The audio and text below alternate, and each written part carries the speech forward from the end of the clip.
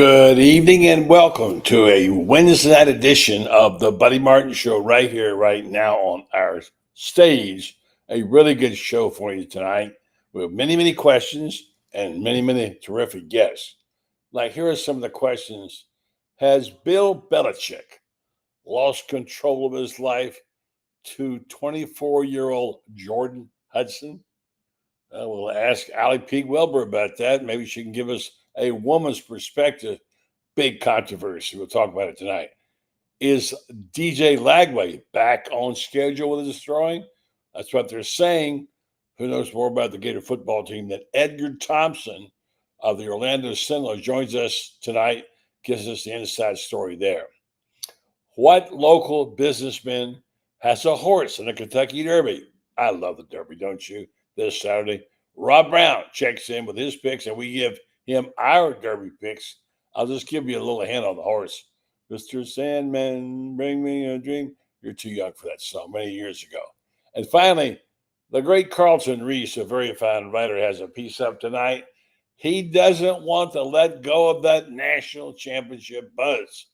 So I know it's baseball season, but boy, oh boy, I want to hold on to what Todd Golden brought us. So that's a terrific column up right now on Gatorbait. If you haven't read it, go read it now and check it out. Become a member of Gatorbait. There's a lot of good writing going on there now. More news coming tonight about what's going on there with the future book deal. So stay tuned for that. All that coming your way tonight right here on the Buddy Martin Show. Yes, it's time again for Buddy Martin. Call him up and tell him what you're thinking. But be kind because he's doing the best he can. Better, stronger, faster. Mama says that alligators are ornery because they got all them teeth but no toothbrush. Hey, what if the voice calls while you're gone? Take a message. Bye. You ready, champ? I'm ready for this my whole life. I'm incapable of small talk. But that's why you love me, right? Kind of intimidating to be in the presence of so many great athletes.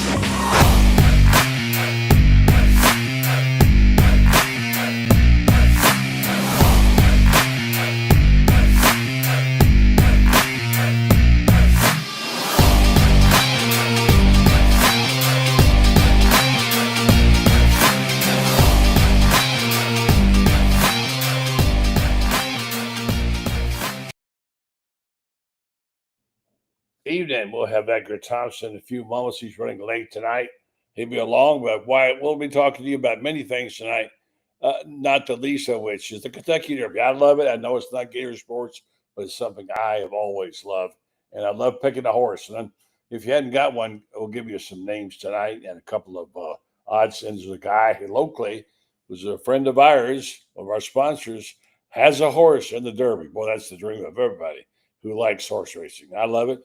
I've been to many, many Kentucky Derbies, and I love picking a name and then researching the horse. So we'll talk about that a lot tonight with Rob Browne and others. If you want to jump in and offer your pick, we'll take it online and see what we got going on there. A little breaking news. Florida transfer Kajus Klubikas, I hope I said it right, is headed to Pacific. So he's leaving out there. Not a big surprise there. According to the Field of 68 tonight, he'll be joining us. He'll be leaving us, as I said. And by the way, terrific column right now. If you have not read it, go to GatorbaitMedia.com. And if you want to join, that'd be great. But Carlton Reese has a column about it. He just doesn't want to let go of that buzz on the national championship season. It was special to many people. And one that we'll always remember. And with that, we're going to go ahead and announce and talk about the new book we got coming out. France Beard done a terrific job of covering this team and all of his writings, plus some great photos by our own Chris Spears and a few other things the book will have done this summer. More on that details later. We don't have a place to order it, but we will give you all that information. If you like Gator basketball, you got to have this book on your shelf. Mr. Gator basketball himself. Some tragic news tonight. Like, I've been in golf carts many, many times, and I've been in golf carts where some people were very reckless and I've had a few things where I've had opportunities to back myself on the water and what have you, and I've never felt danger. This is a very sad story. Over the weekend, former NFL agent Jeff Sperbeck fell from a cart, suffering a traumatic injury. John Elway was driving the cart, and he was John's friend, his agent, and his business partner. According to the report, the 61-year-old Sperbeck fell from the back of the cart, striking his head on the asphalt. And it was John Elway who made the call to 911. He reported to a local hospital, and the accident happened Saturday on the golf private grounds. The prognosis was not good, the report said, and shortly thereafter he died. So we're sorry to report that. That's terrible to lose one of your friends any way you do it, but especially when you're kind of involved, complicit, all that kind of stuff. So, that was unfortunate. Also, big news down at USF. Everybody's spending dollars, right? All this money being spent on players, and some people are still spending it on brick and mortar. And I know some people are having second thoughts about having spent it on brick and mortar. The USF Board of Trustees has unanimously approved the expenditure of $407 million for the on-campus stadium and East Campus infrastructure. Project funding $396 million with owner's contingency and $10.5 million, whatever that means. So there's some information right there. They're starting to build those programs up in Orlando and Tampa, and they're coming after the Gators. But right now, the Gators are in great shape. Don't know if you followed the baseball and the softball, disappointing outcome of the softball game, losing that getting run rule by a team that they should have beaten and lost to an inferior team in LSU. That could kind of a damper on the softball team, but they've got their season ahead of them. They're still very, very good ranked nationally. And the baseball team has been the big surprise because things have just not gone well for Sully this year, as you know. He's gotten some injuries. His pitching ran out. For a long time, he had no Sunday pitcher. He just couldn't hold people. And somehow they found it, and their pitchers turned it around. Their bullpen came through, and they were down 5-0 to Arkansas on Sunday. When I turned off I didn't have TV. I just had to listen to the radio. And I turned it off and said, well, this is over. And I just dialed it back a little bit later, and then I said, well, the tying run is at the plate, and there comes the winning run, and they ended up winning the game 8-5. A terrific comeback on a statement. Like they say, the old slogan, stay hot, Gator boys. And I've had some things to say about that. And in past, I think it's a carryover from what happens. The basketball team does what they accomplish, inspired a lot of people, certainly the fan base. And when you inspire the fan base, then you have opportunities to speak to the team. And it's just terrific they did it. And so that's been a really good. And the baseball team looks like, I don't know the exact number of games. Somebody here could tell me. I think maybe 5 league games to make it in the tournament. And we all know that once Sully gets in, he's been in every year. He's hard to get. You don't want to play Florida. And they're starting to hit the ball now, and things are starting to happen. If they take 2 out of 3 from South Carolina this weekend, that would give them 10 conference wins. That would mean they would need 2 wins of the last 6 conference games to put them at 12 wins and be on line to make the tournament, or win 3 of 6 and put them in the tournament comfortably. Big 3 weekends coming up, just 3 weeks after cutting down the nets in San Antonio. Florida Gators already making headlines in the transfer portal in basketball. It was reported that USC guard Desmond Claude, one of the top available backcourt players, has mutual interests in Florida, and he explores this options. And I heard today he's going to come for a visit. I've not seen this young man play, but he's a 6'8", 6'6" guard from New Haven, getting one right under the nose of UConn. Just wrapped up his junior season at USC, where he averaged 15.8 with 4.2 assists and 3.5 rebounds on his 48.2% shooting. So looks like he's doing well. Let me just text Edgar and see if he's going to make it here. You ready, Edgar? We're waiting. We got Alec coming up here in a few minutes. Oh, he says he's here. Okay. All right. Let's go get Edgar right now and see if we can get him to contribute his great knowledge. Does a terrific job of covering a lot of things, including golf. And we may have if we have time, have a question on golf tonight. Evening to you, Edgar. Sorry, buddy. I was a little late, but then I was waiting. I was enjoying your soliloquy on baseball because I am not following the team that closely. And they certainly seem to be pulling together. I was too busy adding up all the strokes from my round today. I kind of lost track of time. I see. Yeah, it was that kind of day. I was out there with David Whitley and Mark Long down at Howie in the Hills playing El Campeon. Yeah. We had a great time. The company and the weather was better than the golf. Yeah, I'm really glad to hear David's out and about. He's doing great. Yeah, he seems like he's doing great, and he's such a terrific person. And I sure miss you on the show. He was doing the show with us regularly. So, well, we have a little bit less time now because we got guests coming on here. I want to get maximum time with you. Yeah, man. You can share with Ali just a little bit. And sure. Let's talk about. Let me say the harder one until later. Let's just talk about the draft, the surprises you thought somebody you didn't get drafted like Badger, or somebody that got drafted you thought was a great pick, and how you think 7 picks or in mid-round places where most teams are built. How did the Gators do in the draft? Well, it's certainly they didn't have the cream at the top, so to speak, of some it's only the second time since 2012 Florida didn't have a first round pick. And the year it didn't was the 35th pick, I think, Jawan Taylor, who a lot of people thought was going to be a first round pick. So they didn't really have a guy who was even going to threaten maybe Cam Jackson or someone slipping in the 3rd round. So it was a bottom heavy draft, let's say, but there was some good value there for some teams. I was surprised Graham Mertz went as highly as he did. Higher than Quinn Ewers.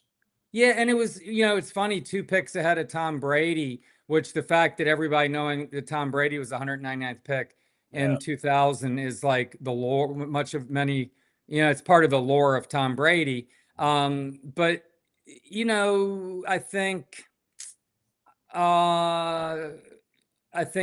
Graham has a good opportunity in Houston. Davis Mills is the backup to CJ Stroud.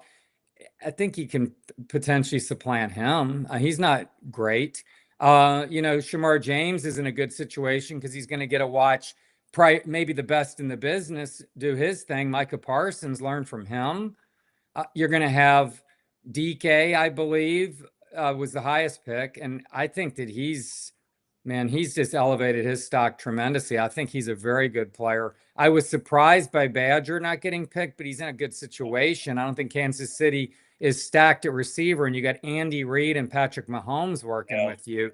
Yeah. So that's a pretty good situation he landed in. Mm-hmm. And I feel like I'm forgetting. Jason Marshall, who a lot of people felt would be gone after 3 years and just never really developed like we thought he might. But hey, he's going home to play for the team he grew up watching, and there's some opportunity there for the guy. And he's going to be in comfortable environs, and that's kind of cool for him. So there were some good stories that came out of the draft. I didn't it wasn't like I said, they didn't have a first round pick, but I think there was enough to discuss about it. And Montreal Johnson's getting an interesting opportunity up there in Philadelphia. Howie Roseman, getting him up there. So there's a lot, Des Watson, obviously everyone's talking about. Des is a great story. I mean, I really do. I think it is. It'd be nice if Des got away from maybe into a different into a different kind of environment. Mhm. Because if he could make some changes to his body and to his lifestyle, somebody might have a steal. I mean, the kid benches 550 and can squat like 750 and has explosiveness and some athletic talent in there. But when you're 464, your conditioning and your lateral movement is going to be compromised. So, but we like Dez. He's a great kid and hope he can kind of find himself, now that he's going to be in a whole different environment with NFL players. So, yeah, there are plenty of interesting stories there for sure. Yeah. Let's talk golf real quick. I'm going to bring Allie in here. First of all, the Gator team, I talked to Melnick about it. He did the broadcast. They showed up really big in the SEC, and they might make a little noise in the Natties. Oh, I think they can make a lot of noise. This team's excellent. And JC Deacon has quietly to people who don't really pay attention. I've been charting him since he got here. I got a good relationship with him.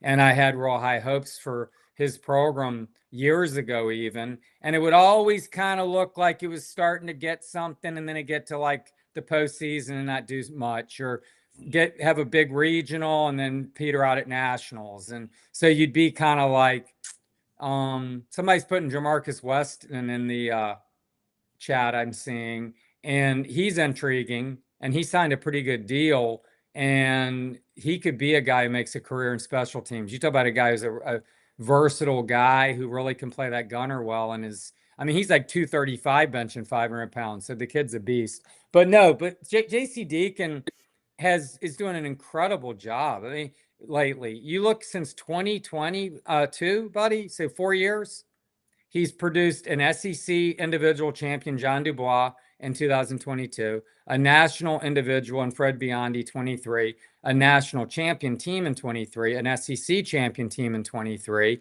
now an SEC title team again in 25, and they've won 18 tournaments in 4 years overall. He's really put together a very, very strong program, as strong as almost any on campus, arguably, and kind of quietly in the shadows. And this team's terrific. I mean, Ian Gilligan's a first-team All-American, I believe. Jack Turner's probably going to be one next year. Luke Poulter, Ian Poulter's kid's coming to his own. I wrote a story on him last year. I watched his swing. He looks good. I wrote a story on him last year, and his dad texted me. It was a lovely story. I always like how the Brits express themselves. And and it's great hearing from Ian Poulter. Obviously he's a Ryder Cup legend. And then Matthew Kress, who's a holdover from the 03 team, or 23 team, excuse me, stepped up big at the SECs. And then this Zach Swarnick, the New Zealander, he's a true freshman. I mean, he's a fine. And JC went all the way to New Zealand to find this kid. His dad was a professional softball player. The kid's a beast and the best ball striker on the team, JC says. So they can certainly compete for a national title. There's no doubt. Yeah, we're going to do this. I'm going to let Allie jump in here too. I'm going to just ask you this question and go to a break. And the question I have is, do you feel like the Stay Hot Gator Boys logo is a proof that there is a carryover, that the rising tide raises all ships? I've had discussions about this now for several weeks, even with Coach Spurrier. And I want to get your thought about that. He believes it doesn't, by the way, but I believe it does. And I'll tell you why I do. Think about that for a second, Edgar. Take it easy, Allie, and we're going to take a break, come right back, and we'll answer that question, okay? And I got to talk about Bill Belichick. I mean, my God. I wanted to bring up, what's the worst program? What's the worst team to cover right now in sports? The Cleveland Browns or UNC football? It's one of those. There's always something to talk about. So is it the worst or the best? Hey, I saw a funny thing. I saw a funny thing on North Carolina. They ordered the wrong Jordan jerseys. I got plenty to say about North Carolina, but Allie makes a valid point, because you're going to get eyeballs and people paying attention to your work. Right. Stand back for a second while I tell you about my friends at Meldon Law. Meldon Law, you know about them. Meldon Law does many good things, and for the Gators especially. They're the official injury law firm of the Florida Gators. They have 4 locations to serve you in Ocala, Gainesville, Lake City, and Williston. And they also Jeffrey. Jeffrey does a terrific job as a Gator alumnus. He's always chipping in on things. and he's always doing things like raising money for the band, and he really thoroughly enjoyed his little championship tour. He followed the Gators and his friend Todd Golden all the way through, all the way out to California and back. And so Meldon Law, they practice law too. I just got to, in fact, I'm working on a case with them right now. If you have a lawsuit that you're worried about, because the laws have changed in Florida now just recently about what lawyers can make and where that money comes from. Comes out of your money, not theirs. If you have a problem there, you need to call Meldon Law and ask them about it. If they don't have somebody there they feel is suited for you, they'll give you a name or a reference to somebody else. Meldon Law, they won't back down, and neither will this lady. What's up, Allie? I got to ask you. I'm gonna get into this whole thing with Belichick. I can't stop listening to it. I can't stop watching it. But I said I'm gonna wait for a minute, and not that your opinion is one gender or another, but I want to say I need to ask some women friends how they feel before I prejudice the case. Give me your take on the whole thing with Jordon and Bill. I mean, I think it's absolutely bonkers. That interview was mind-blowing to me. And like, I think about all the coaches that I respect. Have we ever seen any of their wives jumping in from the sidelines into an interview like that? I mean, and listen, most coaches are married to strong women. You have to be a strong, independent woman to give your husband over to a football program for 9 months out of the year, where you might not see him till 2:00 in the morning and he's leaving again at 6 a.m. Like, it's not like these coaches marry wallflowers. So, but we've never seen something like this that I can recall. She's what, 23, 24? They're not even married. They're not married. They're absolutely not married. And that just the amount of control she has in that relationship is mind-blowing to me. And how little PR training, right? Like, let's say they lied about how they met, right? When they say, like, let's talk about how you met, and she's in the background of the interview saying, we're not going to talk about that. Yeah. Guess what now everybody wants to talk about? How did they really meet? And if she had said nothing and he had said, like, we met on a plane, or we met at a restaurant, or whatever.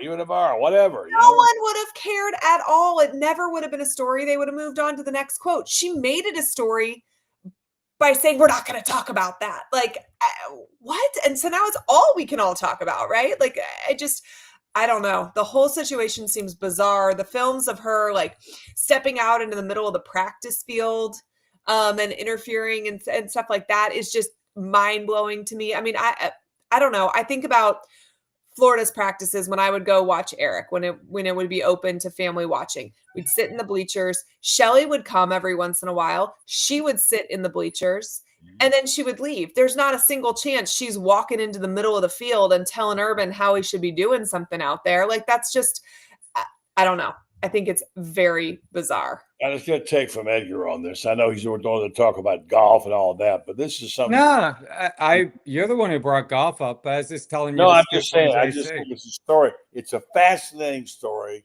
because I think it's like we're seeing him self-destruct. Go ahead. Well, the way that he's running things up there in the first place is ridiculous.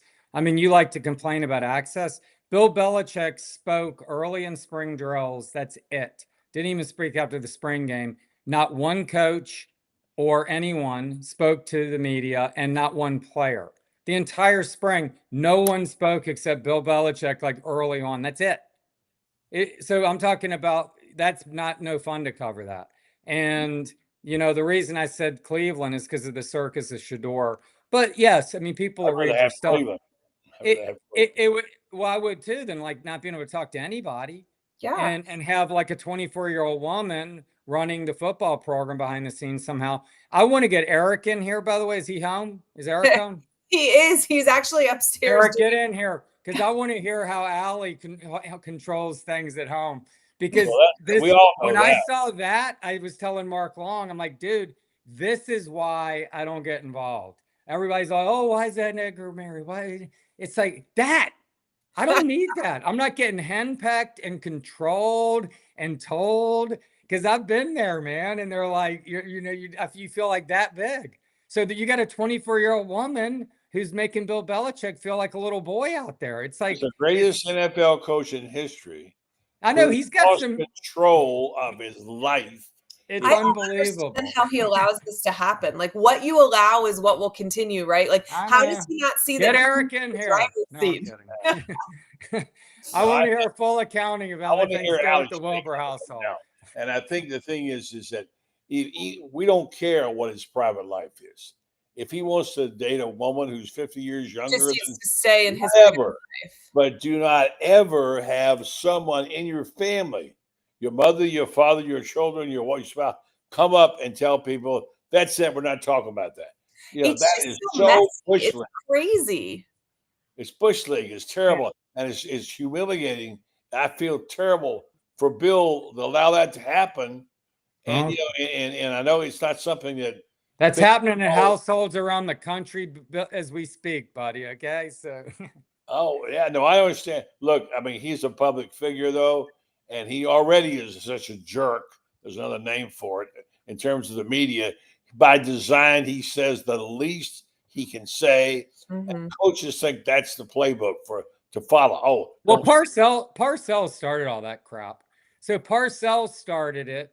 Well, Parcells, I covered Parcells. He was pretty good though. He started this whole, the media is a bunch of idiots. We're going to not say much. We're going to, and then you go from Parcells, begat Belichick and Saban, and then Saban's passed this down, and we get it with all the Saban disciples, and we get it's nothing's anybody's business. And they all think that they could just go coach. Not all of them, not all his disciples, trust me. Because, I mean, Billy's fine. I mean, Billy likes the fans and all that. I mean, but he's not going to sit here and think we can, that we should know a lot of things that we feel entitled to know or that fans may want to know. That's family business.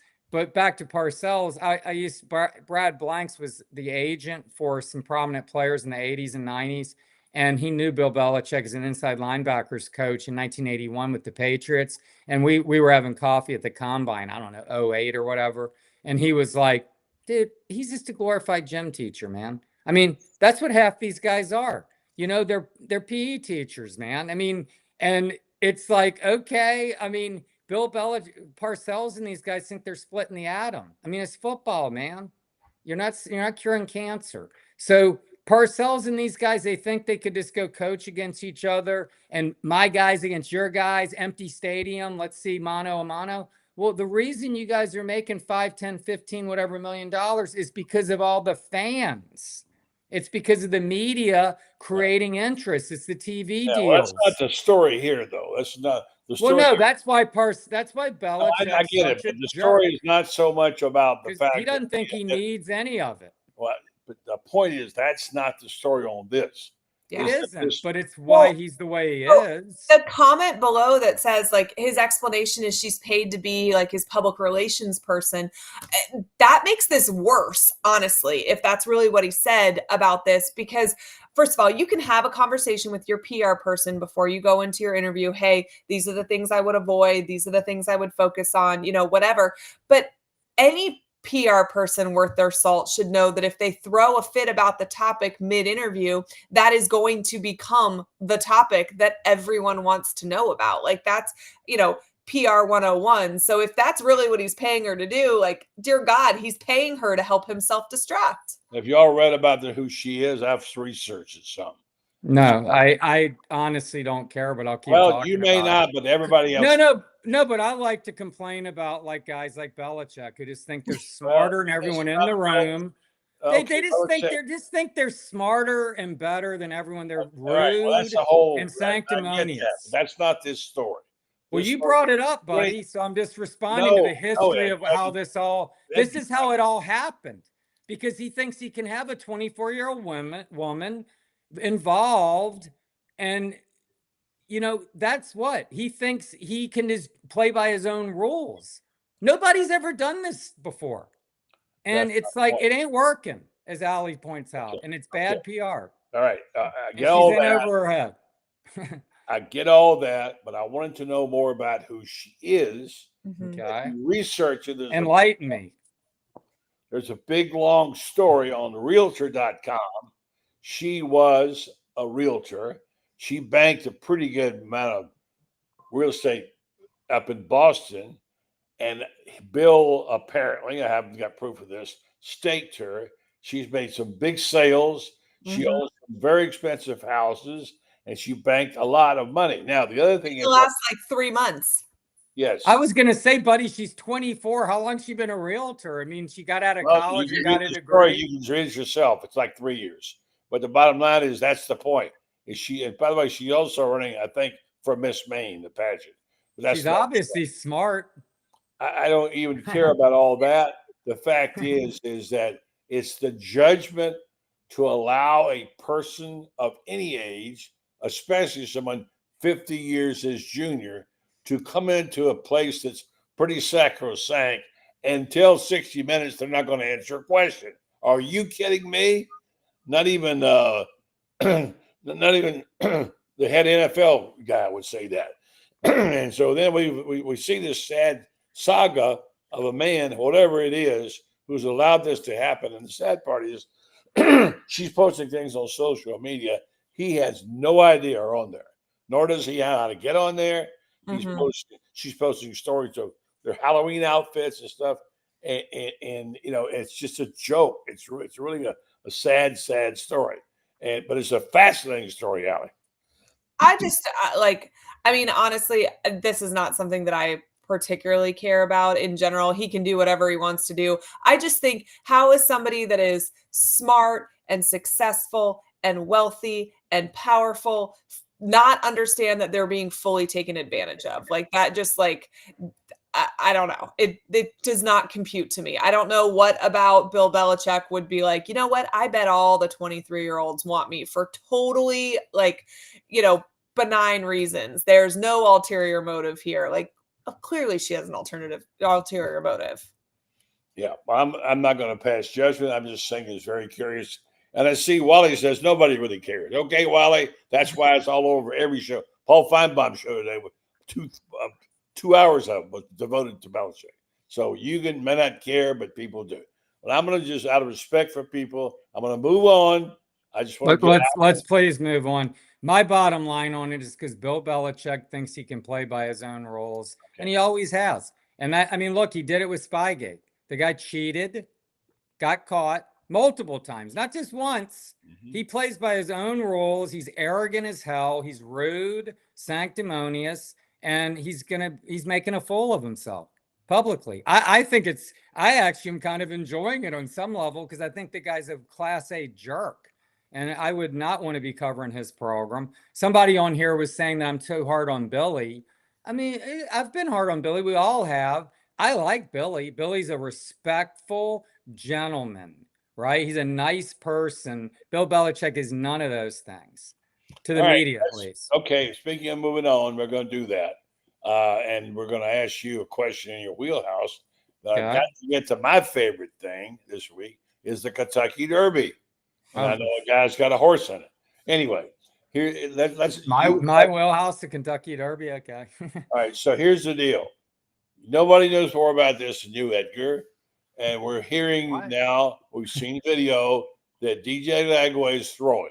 Oh, okay. Okay. Now we've all seen. I think we've all seen the video of it. I don't know and how he looks. We have a feeling. What do you? And we've had this conversation privately and publicly. What do you make of where he is right now? And everybody's saying, hey, it's going to be great. He's throwing great. What's your take on that? How does he look throwing it? And how do you think this will be adjudicated? I mean, I don't know how he's necessarily looking, except that one little clip on Instagram, which was a short throw and he's just kind of working to build his strength back and his motion back. But I spoke to his agent, Derek Jackson, Monday. I saw Keith Niebuhr had something Sunday evening, and it was kind of like, because I was hitting Derek up early on Monday about this whole thing, because Billy had said at the spring game, 2 weeks he'll be throwing. So he was starting to throw at the end of last week, and he so Derek, who's AR's agent, he's also Jordan Travis's agent, who just retired today or whatever, kind of sadly. But he said he's ready to roll. He says he learned a lot from this experience. They needed to shut him down. They basically hid his helmet. They hid the footballs. They didn't want him near anything. They knew he would try to practice on his and work out. And they're like, no, you need to do your rehab. You need to get stronger. He said it turned out to be perfect timing. I don't know exactly about that because he did miss spring drills and some of the stuff maybe you need to work on, like physically and not just mentally. However, he said his hamstring healed up fully, his groin is healed up fully, which kind of answers that question about the lower body. Like they kept talking about the lower body. He had a groin issue and he's back throwing and he says he's looks great. He's going to be ready. And we'll see. Look, he hasn't put, if you just rest your body, like you're an active person, I'm very active, right? You don't do anything for a week or two. Sometimes you actually feel pretty good or you do not much. And then you start getting back hard at it and you start getting, so let's see how it goes, how he responds. But so far, so good. And I think, look, he's young. They feel like it's healed up. But he definitely was having a shoulder issue, his arm, having some arm concerns, and they were like, they shut it down. And he worked to come back, and it's been 3 months or something. So they feel like he's full steam ahead. And let's hope that's the case, because Billy's going to need him. The Gators certainly are going to need him. And if they're going to take a step forward this year, and looking at the other programs right now that some have issues, right? All those teams in the schedule aren't as formidable as maybe a year ago. And they're having issues in quarterback questions. And the Florida should have that box checked big time if DJ's ready to go. How your take on what you thought about the situation with Lagway? We don't know much, but what do you think and feel? You know, I have talked to a few different people that are really close to him over the last couple of months, and they all felt like it was kind of much ado about nothing. Like they were like, it's not true about surgery. It's not that big of a deal. His high school coach told me it's actually like that he has taken time off in previous years for the same thing. And that they just, I was referred to by one person as tendonitis. I don't think overall they thought it was a very big deal at all. I think that they treated it more precautionary than anything else because there is a lot riding on his arm on this season, on him staying healthy. I do kind of push back a little bit to the idea that it's not a huge deal at all to take off spring, because I do think exactly what Edgar's saying is accurate. There are timing issues and things that you can only practice with physical reps, right? You're not doing those with mental reps. You've got to actually connect with your wide receivers. Florida is going to be breaking in new people. So I do think that is some lost time there that they're going to hopefully make up for over the summer. But I was never overly concerned that this was some injury that was going to rear its ugly head down the line, or the reports that like he would have surgery soon. None of that fully tracked for me ever, because, with UF and Shands, if there was a surgery needed, it would have happened absolutely immediately, because that's the way UF medicine has always worked with football players, right? It's not like they would say, oh, we're going to see how it goes for a couple months and then decide. This is like a franchise quarterback, essentially. They would have done everything they needed to do immediately. So I don't think it's a huge deal. I do think there's some lost time not getting to actually get those reps with wide receivers in spring. I'm not concerned that it's not something that can be made up over the summer. And I don't think there's anything we can actually glean from that video, because it is just such a short, little tiny clip, but there's some zip on the ball and he's clearly throwing it. His dad said he threw between 45 and 80, which was such a weird range to get. It was a wide range. It was a wide range, but you know what, whether it was 45 balls or whether it was 80 balls, I think the point was, this wasn't that he just picked up a football and threw it once or twice. Right. So, hopefully he's ready to go by summer and it's full steam. I think he's building back his strength and just taking it. They're just easing him in. They don't need, the opener is 4 weeks from today. 4 months from today. Yeah. All right. They open the season 4 months from today. They got some time. Yeah. There's no reason to rush it. Let me just get this in real fast. Sure. And we're going to bring Robin and Edgar. I told you I wouldn't keep you too long. Yeah, that's fine. That's fine. Okay. We got Robin. We got Carlton coming in here too. Okay. So I wanted to say back to the question, the rising tides raises all ships. Oh, okay. Do you feel like the basketball success will carry over into other seasons? And so how, and if not, why? Edgar? Oh, me? Okay. Well, I mean, it kind of puts Billy on the spot. I mean, I know Perry Mason's not going to be happy for me to say that, but it does. He's already on that. I mean, he's already on the spot. He's always on the spot, but it does, people, totally different sports, inherited different situations, but I don't think Todd inherited a great situation.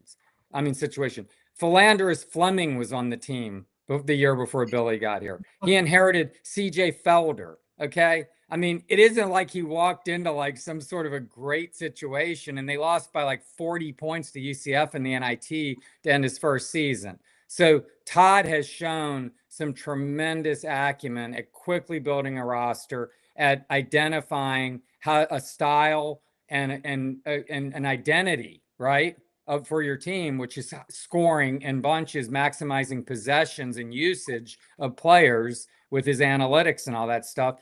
And then they got the defensive side cleaned up this year and found some tenacity with a guy like Elijah Martin. You talk about a guy raising all boats. So that does put Billy, it's like, okay, Billy, I mean, this guy did it pretty quickly and we get it. It's different sports and situations. That's one thing. But yeah, everyone's going to be inspired by it and want to, try to match his success. Right, but the gymnastics team said, hey, we're going to go do it and have their worst meet they've had in a long time. Sadly, I mean, I was sorry to see that happen to the young women because I like that program. What about the baseball team now needing this very badly?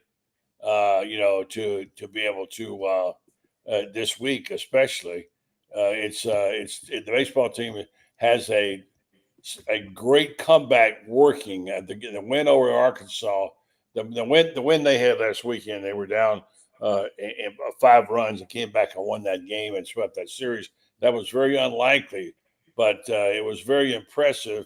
And I don't know if that was the rising tide or not that raises all ships. I believe in it. I'm not sure if you guys do. Well, ask Allie. I do.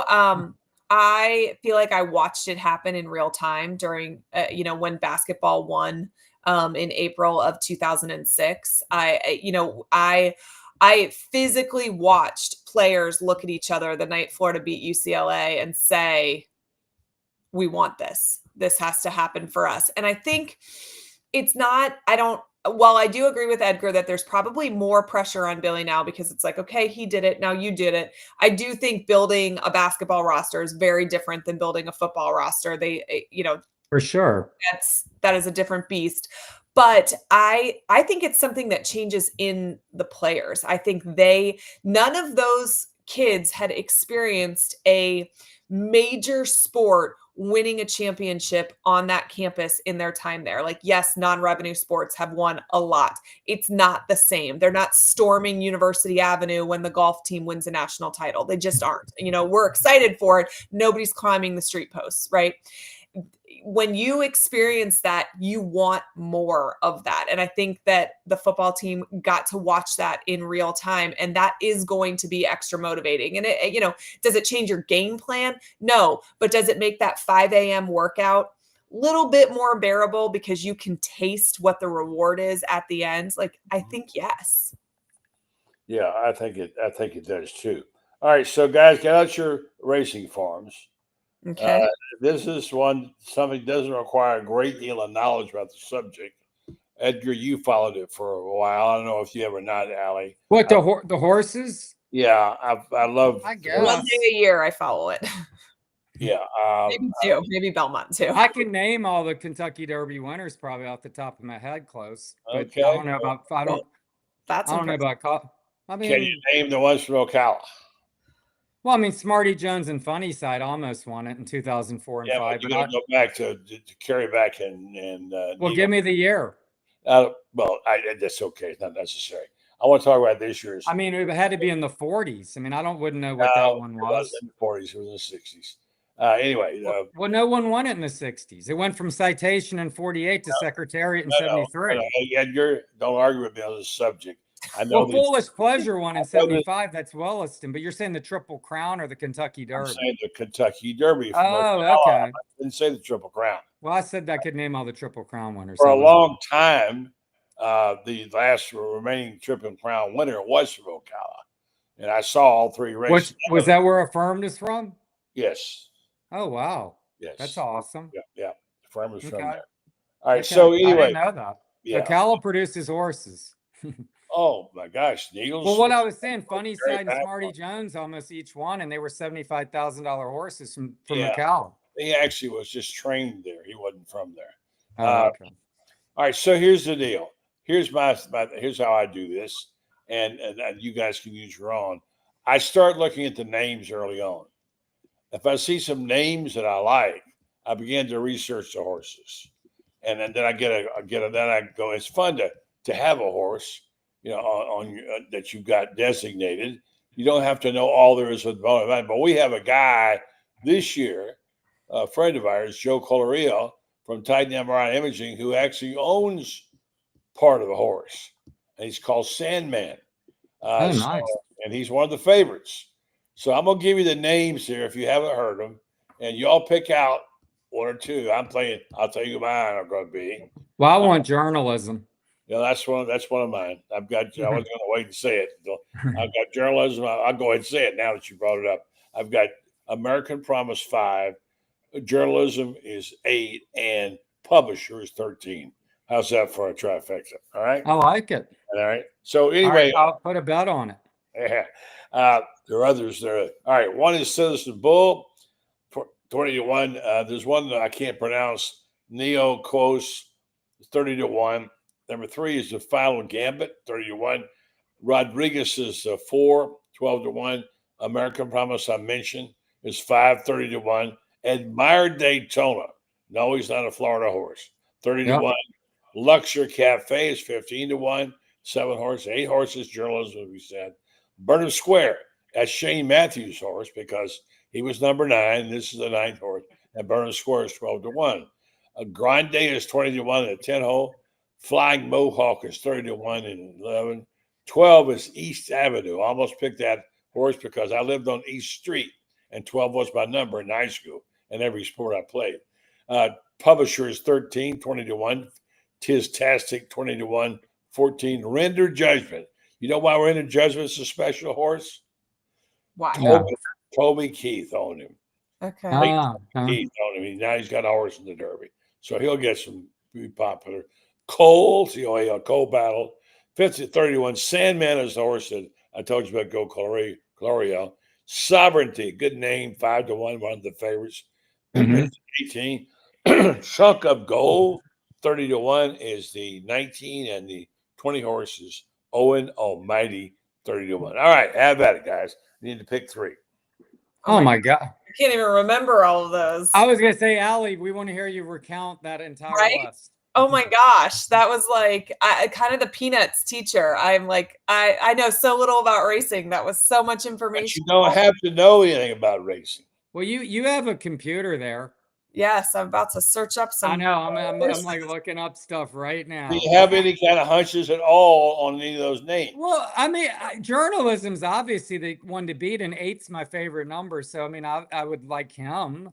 You know, Owen Almighty, my best friend's kid's named Owen. We'll take him. So There that's you Owen go. Almighty. know. And then we'll do the Neoquos. I'll do that just because whatever that. No, I like Citizen Bull.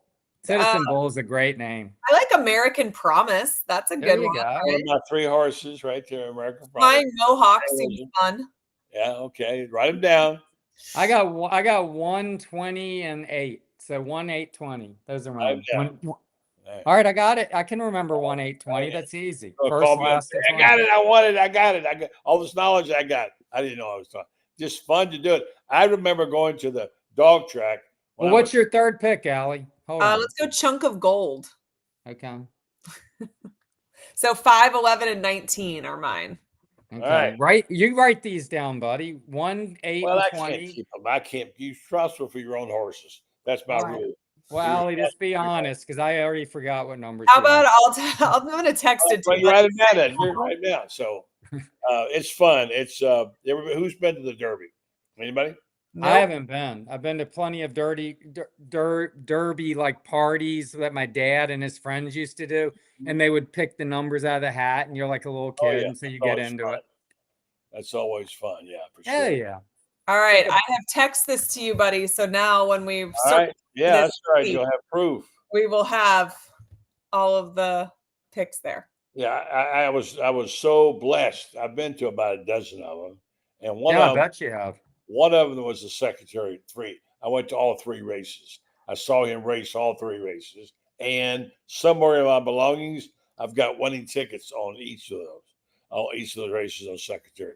I don't know what's worth, probably nothing, but I love horse racing. I love the stories. There's so many great stories in the back stretches, and Churchill Downs is a special place. And it is the best 2 minutes of sports as far as I'm concerned. I love it. It's fantastic. So, all right. So I'm gonna let you guys finish up the topic. We don't want to talk about Belichick anymore. I know. No. We talked about the Derby. We talked about Gator football, Gator basketball. Did we talk about basketball much? Because I tell you, I was. Go ahead. We got a book coming out, by the way. Franz is doing on Gator basketball. I was like courtside for all 6 games. Yeah, I mean, Franz was there. Yeah, it was pretty epic, man. Well, talk about it. Go ahead. Well, no, I was just going to say it was an incredible experience. I mean, I really enjoyed the 06 run. That was unexpected. And then the national title in football. But that's only like a 1-game deal.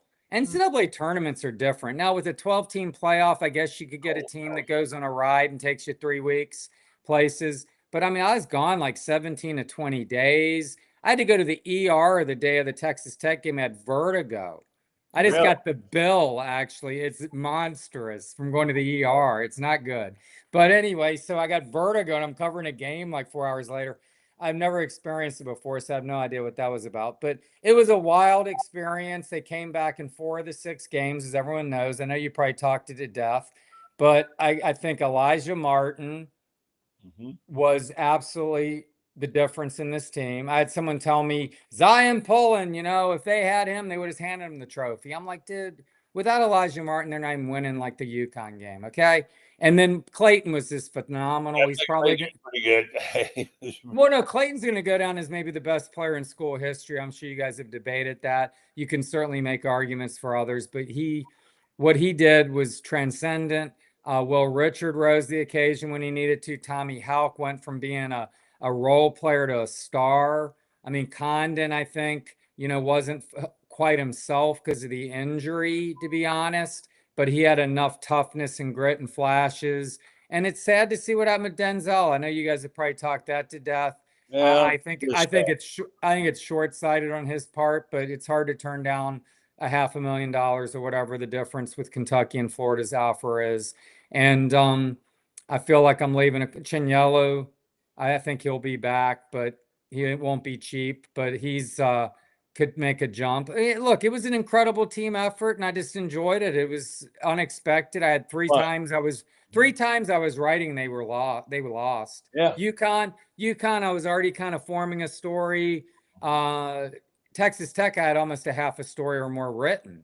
And then the Houston game, I started writing with 10 minutes to go. I just was like, even if they make it interesting, they're not winning this game. So, and they did. And so it was just some epic, unexpected stuff. And Todd is just he's the best coach to cover. I in my career, potentially of 35 years, I have not dealt with a coach as accessible, as charismatic, as intelligent as that guy. I mean, he is an impressive dude and is putting together an incredible program. So that's all I got. It was a lot of fun. Allie, you were there. You were out in Texas. I don't think I'm still not recovered actually from having gone out there. I'm pretty sure I am not built to stay awake for 23 hours straight, which is exactly what. Oh my God. But it was an incredible experience. I'm so glad I got to go out there. This team was so fun. I see the parallels between the 06 and the 07 national title basketball teams because it was a team effort. And I think that in college basketball, there's kind of like 2 trains of thought by programs. And one is that you build around like 1 or 2 guys. And one is that you have, 10 that you can go to. And I think Florida has gone that route. And every time we've won a national championship, it's been because of a team effort, not because of one star player. And that makes it so much more fun to root for and follow, I think. And I am convinced, at the very least for Florida, this is probably the case for everybody that wins a national championship, but it just feels like there has to be a little bit of magic to make it happen. Like, it never happens easy for Florida, right? Like, we are waiting for, I think the 96 national championship for football, we needed Texas to beat Nebraska for Florida to even go to the Sugar Bowl. And then we needed Joe Germain and Ohio State to drive 90 yards to beat Arizona State and Jake Plummer. Like, there's always got to be something that's got to happen for this to happen. And that's exactly what this basketball run was too. Very good. That's very true. The way things happen, you couldn't construct that in advance. And if you think about Florida winning again next year and having to repeat what they did, there's no way blow for blow they could do that again. It's just impossible. They led for 1 minute and 3 seconds of that entire game. Like, this just wild when you think about, like, and honestly, because we'd had a heart attack and it had happened so many times earlier in this tournament, I was actually not even that stressed sitting in the stands, because we'd watched this story played out several games, before that. But it is just bizarre to think back about the fact that they only led for 1 minute and 3 seconds, but they won a national title during that game. And they're down 10 points in one of the games. I mean, the Elite Eight game, they're on 10. Yeah. They're down 9 with 4 minutes to go. And it just some of the things they were able to do. And the guys, 10 seconds ended. Like, when is the last 10 seconds of a basketball game only actually 10 seconds, right? Like that, I was expecting that 10 seconds to play out over the next, 4 minutes. And that's not how it happened at all. It was fun. That's cool that you got to go.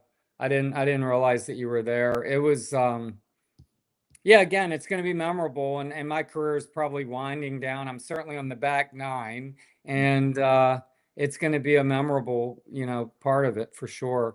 Well, yeah, that's something you just put one in your backpack and say, man, this is great. I mean, I enjoyed just watching it. I didn't cover it. I wrote about it some. It was inspirational, and I guess I can't decide if because it was so unpredictable, or because they made so many comebacks. They were left for dead several times. They just found a way. And you're right, Allie. It was reminiscent of years past, the 96 football team being it. Because even Spurrier says that was not a playoff, remember? There was no playoff. And for them to have all those things happen, that's like 1,000,000 to 1 that could ever happen again, So it's wonderful. Thank you to Todd Golden. And looks like he's got most of his guys coming back, except for the senior guards and Aberdeen. And I think they feel like they got some good people coming in. What I've been reading, what Fran's has been telling me. So they're going to be good again. Oh, for sure. And he'll have, and he's recruiting guys to an identity, as I said earlier, but also to a culture, which is kind of why seeing Denzel leave was kind of unfortunate, because he could have kind of been a tone setter, I believe, with what the expectation is, at least with the new guys coming in the backcourt, because it's going to be a whole new backcourt, more or less. I mean, Clavs sure, but I mean, he's pretty new last year. But yeah, he's got a kind of player he's looking for. This Desmond Claude who's visiting tomorrow. I wonder you know anything about him? Yeah, well, this will be his third school. He's at Xavier and then USC for a year. I mean, it's just the way it is. But I think they like him a lot and like their chances. But Todd wants guys who are highly competitive. I did a story on him right before the Kentucky game, Todd, about how he builds a roster, which I wish I'd written that in March, because it probably would have gotten a lot of traction then. Probably people didn't even think about it and read it at the time, because it was like the beginning of the season. But I sat with him at a practice when they were like 45 minutes just talking to him how you build rosters. And he was like telling me that the biggest thing is like competitiveness, man. He wants guys that just want it. Like Houck was a nobody. Condon, nobody wanted Condon. No, Elijah Martin was a football player from Mississippi who had to go to FAU. I mean, but Richard was a kid at Belmont U, his first transfer guy. Aberdeen had to wait his turn. And then Walter Clayton, and he had to leave the state. Nobody wanted him. They wanted to play football. So it was like, he just finds people that just like want it in a different way. And that's what he's trying to find. Like Xavier Lee, this Princeton kid, I'm this kid excited about was him. a zero. Like he got no ranking. I mean, there was nothing about this guy. Have you guys watching video on him? I like him a lot. He's athletic as hell, but he's got a chip on his shoulder. So Todd's he knows how to push buttons and find the right guys and bond with them. I mean, God, it was so fun writing all the different stories I did and digging in on different angles. One I did, Allie probably missed, and I wish, you should check out if you can, is on the moms. The day of the championship game, I wrote about the team moms. Okay. So, and just like their bond and they're all, I'm going to do a story next year, Micah Henlogton's mom. I mean, these are really, a lot of these kids have really strong faith. I mean, they're like truly church going, like strong Christian kids. Yeah. And yeah, I think it's a good story to tell because people shy away from those kind of stories often because they're like, okay, whatever. But she was like, but Tina Martin, man, I mean, she's my girl. I love Tina. And, Henlogton's mother's really cool. Jen Hauk is awesome. And they were just great. And like we took a big picture of them at the hotel and like doing Gator Chomp and talked about how these are the women behind these kids. Because these kids, that's who raised them. So they were able to kind of sacrifice and be about the team and not themselves, basically because of the way they were raised. Yep. So, well, how about that, Allie? So you got a few kids to raise. I do. I have lots of children to raise, lots of athletes to raise, but I think for the 06 national title team, I think about the parents. So Eric's dad would pull a 20-foot smoker to Gainesville every home game, and he would cook out for the entire team and their family after every single game. They used to set up in front of Springs, or they would do like the underneath part of the track. It would depend on the week. And he would have, just a ridiculous amount of stuff going on in the smoker. And when Vernell Browne was there the first year, Vernell Browne Sr. did it with Eric's dad. And then, he graduated and moved on, and Eric's dad continued to do it. But the parents spent so much time together. That parents club was so active, so supportive, so involved. I haven't seen it like that since then, but I do think that's a key component somewhere, right? Well, Duke Warner, I didn't use the quote. And I mean, literally, I was pulling this story together in like 2 or 3 hours on a Sunday at most, talking to the women, typing. I mean, it's crazy. And then I had to go do interviews. It was a lot. So I missed this element because I had talked to Duke, and he said the 3 teams he's seen that had the closest parents were the 04s, the 14 team, and this team. He said all those teams had really close families, and look at the success they all had. So there's something to it. A link there with 100% certainty, because you have the support of your families. Your families teach you what it means to support each other. That translates somewhere else, and you are a little team on that court. And it does make a difference if you care about the person you're playing next to. Yep. All right. So to answer, yes, Condon and Schindler are coming back. It's my last time I read it. Am I right, guys? Well, it's to be determined. That's the Condon gets drafted out of his mind. If Condon goes nuts at a camp, but he needs to refine his shooting. I think he got pinballed around against Maryland, Texas Tech, UConn, and Houston to a degree. Now, he was tough. He played hard. Even he got pushed around the first half of Auburn big time. I think he needs another year. I love the kid. He's an incredible passer. I mean, his passing is like exceptional, but I think he needs development. Chignolo needs tons of development. I love Tommy Hoff. I think Hoff is a great player. It's fun to watch. He's incredible, but all of them need development. You'll be at the 3 next year. I hear Hoff is going to be at the 3. So Condon could be a lottery pick if he came back and really develops. You're right. Chignolo could actually make the Jokum jump. Mark Long likes to reference every time we do a podcast. He's obsessed with the Jokum jump. I mean, he could be a guy if he polishes his offense and gets like a presence on defense that I'm surprised he doesn't have. His rebounding is exceptional. Yeah. And I think that he could really, he's still just young in the game, man. This guy's been playing basketball 6 years.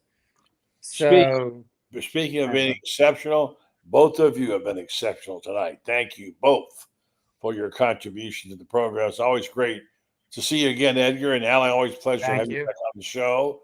And anything you're writing that we should know about, Edgar? I'm actually sitting down with JC tomorrow, speaking of golf at 9:30, because I am going to do a story on how this guy has elevated himself along with the program to like a level that, I mean, it's pretty amazing how good the golf program's been for the last few years now. JC Deacon, you got to check him out. I'm going to softball this weekend too for a few games. I think it's going to be a pretty good series. Good. Al, you got any podcasts looming out there? Yeah, I have a really interesting one. I think it's going to drop tomorrow. We have Bud Davis on, and he is a college football analytics expert. And he talked about how he put out these tweets this past week. I don't know if either one of you saw them, that like really intrigued me. And basically talks about how in early downs, Florida is 75th percentile in FBS in success in early downs, but they dropped to 16th percent of success in late downs. And so he's trying to figure out why that happens. And not only does it happen for Florida, but the numbers are almost identical from when Billy was at Louisiana as well. So something about his offense makes them really very successful the first couple downs and really pretty unremarkable in later downs. And so he went to the coaching camp that UF had, and UF has their practice call sheet that they used in a presentation. So he analyzed it, and essentially what he found out is that the reps are allocated based on in-game situational frequency, but that means they're not actually accounting for late down situations that occur less frequently.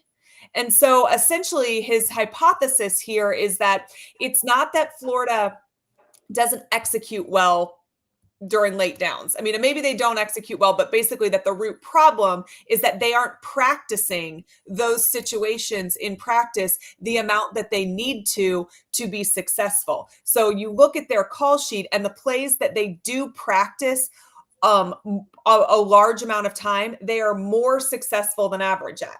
The late game situation stuff that they don't practice often, they are less successful than the average in FBS. So what he's saying essentially is the root of the offensive issues are simply based on what is practiced and for how long, which I think is a fascinating concept.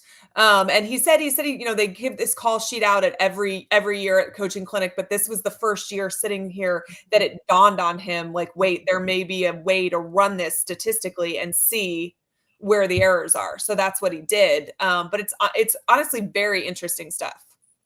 Okay, picking side the Gators, don't miss it. Read Edgar Thompson's piece on JC Dakin. Guys, you were great. Thank you very much. Appreciate it. Guys. Thanks for having us. Thank you, bet. All right. Good night. Good night. Thank you. All right, folks. Hope you enjoyed that podcast tonight. We were very blessed to get some good people on. Rob Browne sent me a note. He had a lightning storm that knocked him off the air, so that's why he couldn't join. Meanwhile, let me tell you about my friends. I know this is an exciting time for Joe Coloria. He is the owner of a horse that was running in the Kentucky Derby, and his name is Sandman. We'll talk more about that tomorrow night. Titan MRI, by the way, is now Titan MRI and Imaging. They acquired Highfield MRI. Joe Colorio, I should say it right. Colorio started Highfield in 1997. Now he's back. Titan MRI and Imaging has 3 locations in Surrey, 2 in Gainesville, Woods Park Avenue location, now Millennium Center. Also, Titan MRI offers the great same, great customer service. You can custom make your appointments. If you can't make it during the day because of your job, they'll take you at night. They accept insurance, or you can go through their convenient self-pay options. They offer MRIs, CAT scans, X-rays, and ultrasounds. Easy scheduling with lots of options, including events. Titan MRI and Imaging. Check them out. They have three locations to serve you, and get ready to add it for it. All right, folks, thanks tonight for watching and listening. Thanks to our sponsors. We mentioned Titan MRI, of course, Meldon Law as well. And we have a new advertising schedule coming out here soon for those who might want to participate. More on that later. Have a great night, and we're back tomorrow night with our usual Thursday night crowd. And don't forget, read Fran Spirits, read Carlton Reese's column, terrific column he's got in Gator Bait Media about this whole thing, about not wanting to let go of the basketball buzz. It's been great, and he didn't want to see it go away. Check it out. Have a great night, folks.